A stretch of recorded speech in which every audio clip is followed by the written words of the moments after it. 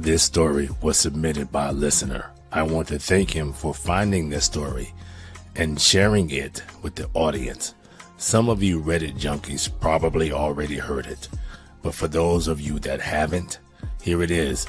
This story has two parts. Hey guys, been an onlooker on Reddit a while now and have read stories of betrayal through cheating, seeing so many situations that reminded me of my old pain. But I came out of this in the end. You can too. This is my first ever post, so bear with me if I don't have everything down correctly. Here's the bulk of it. I shared this with another commenter months ago. I really should have made this into an actual post, but I didn't know if I was ready. Sorry, it's a bit long. Years ago, I was best friends with this girl. C is her first initial. We knew each other since we were kids. Her family and mine all knew one another and were close, the kind that finished each other's sentences close. C and I were always there for each other. I helped her through some crazy stuff. Her mom had a health scare, but everything was okay, and she got me through a bad breakup in high school. C and I had some attraction to each other growing up, but we never acted on it, afraid that something could go wrong and ruin our friendship. Even though she was insanely beautiful, her and her mom and sisters, I kept everything purely platonic. But I would often notice some of her boyfriends she had were a lot like me, and she would always fight with them about comparing me to them. I always felt responsible for these breakups and told her after her last that maybe we needed to spend more time away from one another so she could figure out what she wanted. She texted me the next day saying she wanted to talk at her house. Got nervous because I didn't know what to expect. She sat me down in her living room and told me everything, that she was in love with me and wanted more than just being friends. At first, I thought it was a joke because when this happened, it was on April Fool's. Can't make this up. But then she kissed me and I was hooked. I kept thinking how dumb I was, constantly avoiding this chance that I had with her. Little did I know, things with us were perfect. I literally felt like a king that found his queen. Our families were ecstatic, in full pre-wedding mode, even though we were by now first starting college. Her dad said to me with a grin on his face, "About time." I was wondering what was taking so long. We did everything together, had a lot of good times and bad, but we always faced them and never hid anything from each other. She was really looking like the love of my life material and constantly told me how she would love me forever. I was on cloud 9 until I noticed in later months that she and my younger cousin, he's 18, were hanging out a lot recently. My cousin wasn't exactly the most responsible person in the world. His dad left him when he was 8, but I also looked out for him and considered him a little brother.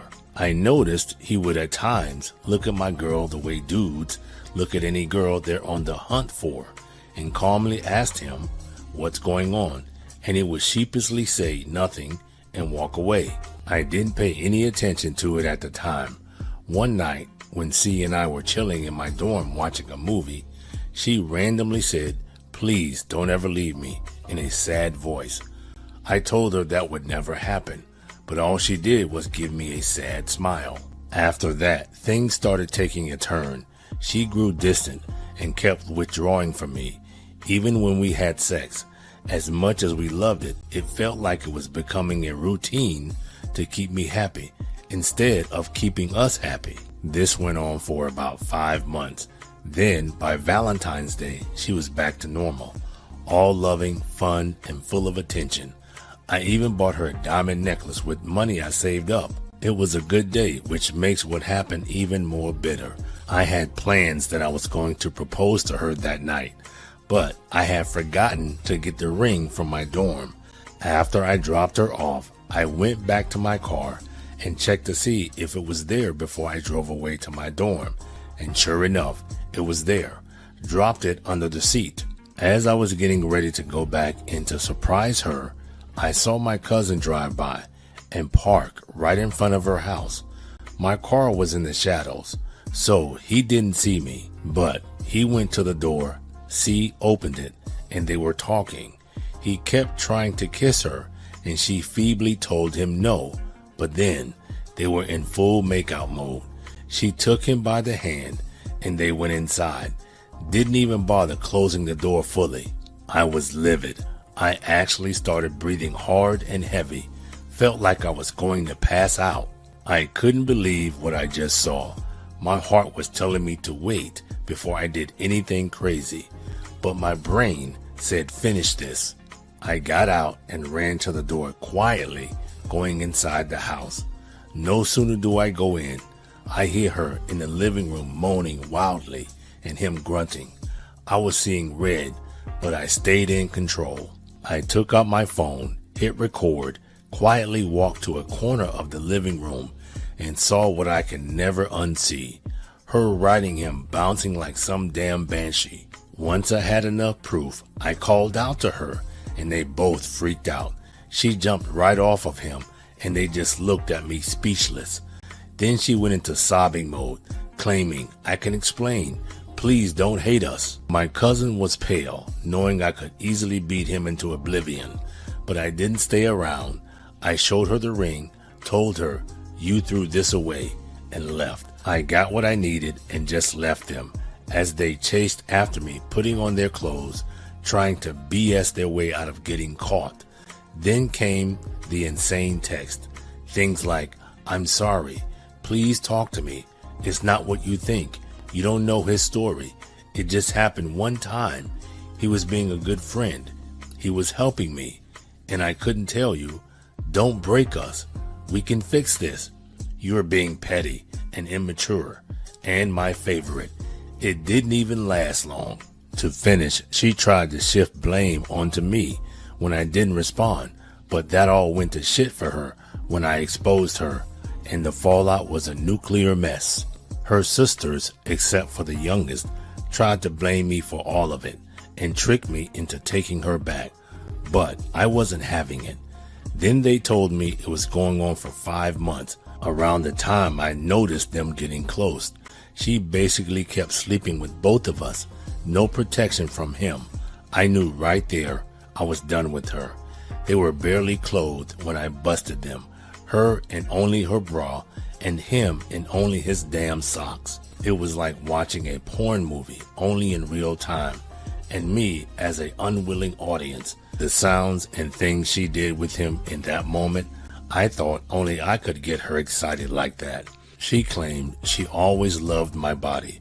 I work out a good amount, but seeing her bouncing on his bony ass, I must admit, made me feel insecure for a time. There was no reconciliation there. All I could think as I'm driving away from them was, what did I do wrong? I gave her everything and got rewarded with her backstabbing. When we were dating, she was on birth control, except for one time. I usually wrap up. I was glad I did, since my prick cousin went raw on her. I never yelled at her, never mistreated or ignored her. If she was happy, I was happy knowing she was happy. We knew each other our whole lives, and I foolishly thought she was the one. One time, we went to a tarot card reading at the mall, and the lady there told me that a great love would find me. I told her she already did, referring to C, but she gave my girl a funny look. That should have been one of the red flags right there. Not a day goes by when I'm not thankful I caught her. I would have married her not knowing the kind of person she really was. The aftermath, as I mentioned, was cataclysmic. After I nuked them both, her parents kept blowing up my phone demanding to know what happened, saying C was inconsolable. So I basically told them what happened. Her mom dropped to the floor, and her father just kept apologizing to me, saying I didn't deserve this. Sides were made in this, and a lot of friendships were broken on both of our families. Her two sisters, the youngest, didn't know the full story at the time, along with our circle of friends, kept attacking my phone with text, saying I needed to talk to her, and the oldest wanted me to take her back, even coming up with some BS excuse about a mental defect she just magically happens to have. like I should be the one to rug sweep her cheating. She made the decision to cheat on me. Then they told me everything about how and when it happened. Those 5 months, she would tell me that she was making up some overtime at her work, and how her coworkers would cover for her, and how nervous he got seeing me when I went to see him and my aunt. I was a trusting fool that always wants to see the best in people, and I got burned for it. C kept calling me constantly. In her voicemails, her voice always sounded tired and strained from her crying and saying that I shouldn't do this. She felt like a part of her died when I left and begged to speak to me, claiming that I swore I'd never leave her. I couldn't allow myself to hear her anymore, so I blocked her. I never responded to any of her messages. My cousin tried a few times to reach me, but I ignored him too. I never forgot the smug smile he threw when I saw him in my rearview window as I drove off. I knew if I saw him, I would want to hurt him, and I could easily do it, and he knew this. But no jail time is worth my freedom. My aunt told me that he felt guilty. Yeah, right. And told me that he did what he did because he wanted to know what it was like to be me. I was done after that. I went no contact with both of them, moved away, and never looked back.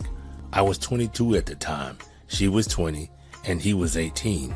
The first year was tough. I was never cheated on before, and it really messed with my head. But I had plenty of friends to help me out, and my mom and dad were a great support system. My buddies took me on a trip with them to France to help clear my head. It was the best thing to happen to me. Seeing the Eiffel Tower, eating some madeleines, and learning some French really helped boost my confidence. And getting to sketch some French girls nude really gave me that extra boost. Now I'm a 27-year-old graphic designer making good money, enjoying my life. Went on some dates, but nothing concrete. Then a few months ago, one of the last people I expected contacted me. C's youngest sister said she got my new number from my parents and wanted to catch up with me. I was always cool with her, so we started texting and catching up. She and I really clicked. It felt new and exciting with her. Last time I saw her, she was a cute skinny kid with braces. But when she sent me a pic of her now, my jaw dropped. She was out of the world stunning. The ladies in her family were always gorgeous, but puberty took its time on her. We recently met up and she hugged me so tight, I honestly didn't want to let her go. We started hanging out a lot, and she told me a little info about what happened after I left. Apparently, my cousin did knock up C that night. They decided to try something for the baby, but he cheated on her, and then she cheated on him. Things really went south for them when she gave the baby up for adoption. After that, C moved to Los Angeles. Don't know or care what happened to my cousin.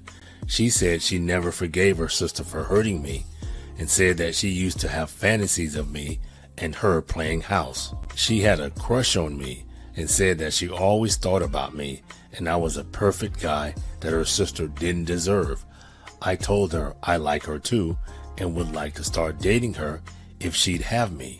So that's where I am right now. Good job, good life, and I'm falling in love again, and I'm happy. I learned a lot from my experiences and want to share my inputs when I see posts put up to let people know there is life after infidelity, to remind people it's never too late to start over, and more importantly, never settle for second best. It worked for me and it can work for you. Again, I'm sorry for how long it is. If you're still here, thanks for hearing me out.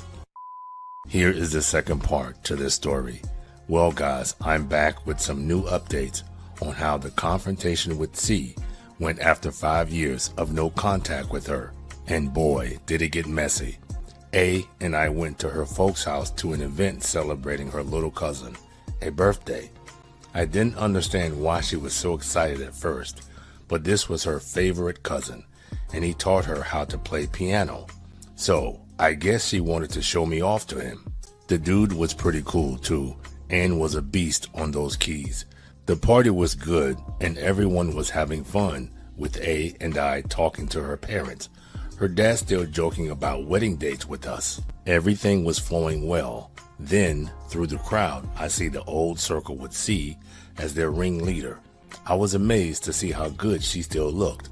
She still had that laugh I used to love and was turning to be the center of attention. I still wasn't completely ready to face her, so I turned away so that she didn't see me. A few more hours pass. The party's winding down and everyone's getting ready to leave. A tells me she'll be right back and goes to the bathroom while I talk to some people that ask me about my graphic designing. A few moments pass, and all of a sudden we all hear from the living room C and A having the biggest shouting match in the backyard patio, even getting close to blows, all while the eldest sister is trying to calm them both down. C starts raging on A about how I was stolen from her and that A had no right to go after me, that sisters don't go after each other's boyfriends. A shot back yelling, "Then you should have left your damn legs closed." C pushes the eldest sister out of the way and tried to take a swing at her youngest sister, but she blocked it and was about to knock her on her ass until I ran in between them. I had enough of this. I had enough of seeing the girl I loved and the ex, her sister, that broke me at each other's throats. This shit was ending now. I took her to the side, checking her, and yelled at C, "The hell's wrong with you? This is your little sister." She finally snapped out of it. As she's looking at me the first time in years, we're seeing each other eye to eye. She says with her voice cracking, "You came." The eyes on all of us from the living room to the backyard was all kinds of tense. Their parents were so embarrassed. I felt so bad for them. Her eyes warted up and she asked if we could talk. I knew there was no going back, so I just said, "Yeah, but on one condition. A stays here with me." She tried to argue that she wanted us alone to talk, but I said, "This is not how this is going to go down. Either she stays or I walk." It really made no difference to me. I wanted A to stay because I have no secrets from her. She opened up to me so much. I wasn't going to keep her out of this, not with her own family. She's part of my family now, so she deserved to be a part of this. We moved to the pool area, and then it started like this. Me, "So what's up?"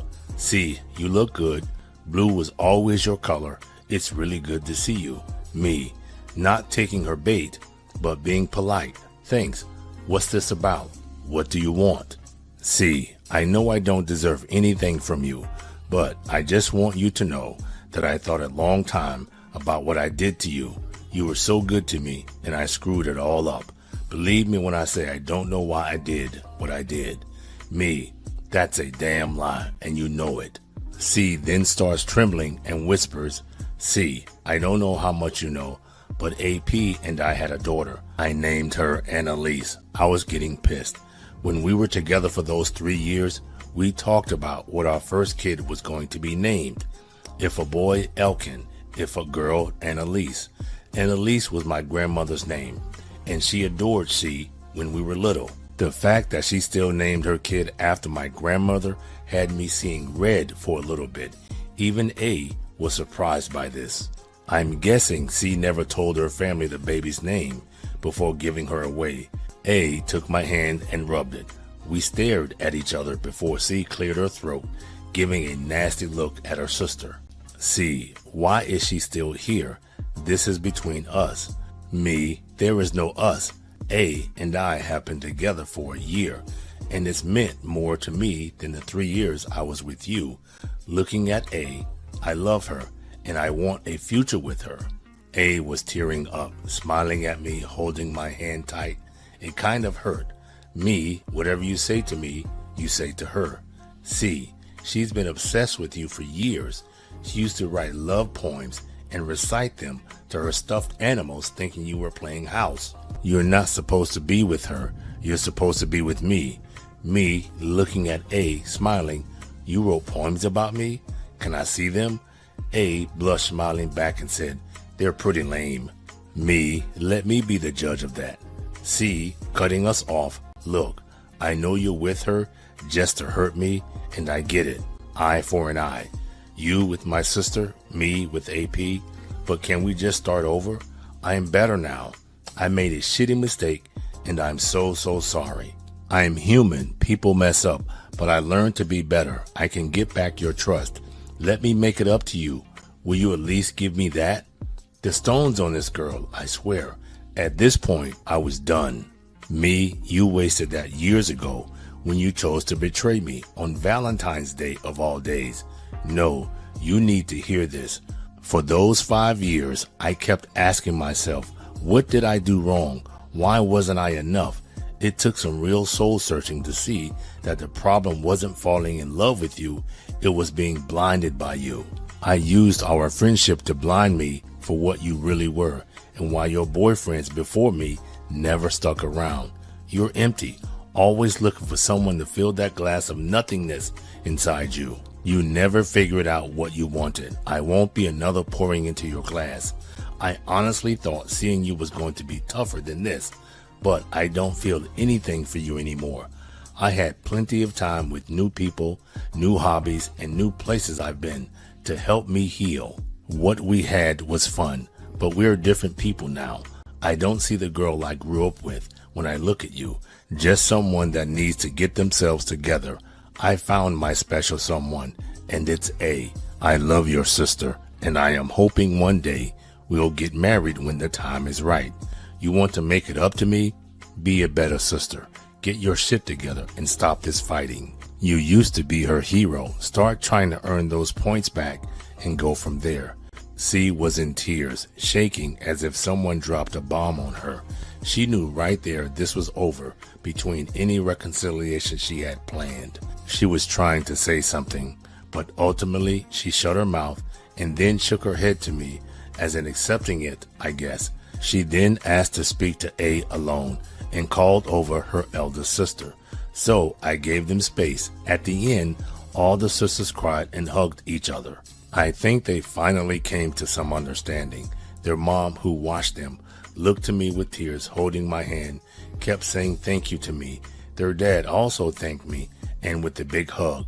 This whole thing was overwhelming. When it was over, A broke down in my arms. She kept thanking me, said C gave us her blessing, and that she loved me. She also asked if it was okay if she stayed with her sisters for a while at home with the family, saying they needed to finally properly catch up, to which I told her it's okay. She needs this right now. I told her when she's ready to call me. She still owes me those poems. Finally got home to type this out. God, what a day. But I feel better, truly better. Got my peace and helped my girlfriend's family start the long line to repair. Never thought I would ever get this, but I did. I can keep looking to this brighter future with shades. To all the ladies and fellas in the world and on this sub reading my story, I want to remind you all that life doesn't stop at heartbreak. You got to keep pushing, no matter how hard it seems. Always strive for better and never anything secondhand. We are not plan Bs. We have these scars as reminders of our surviving the worst pain that we can turn into a power. I know how cliche and laughable this always sounds, but time, patience, and good company really do make a huge difference. It's never too late. You are worth it. We all are. Survive, my friends. Survive. This might be my very last post. But again, thank you so much for reading this. And again, I'm sorry for the length. I didn't want to leave anything out.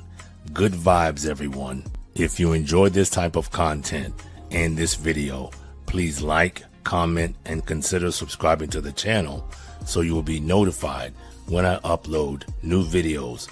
I appreciate your time.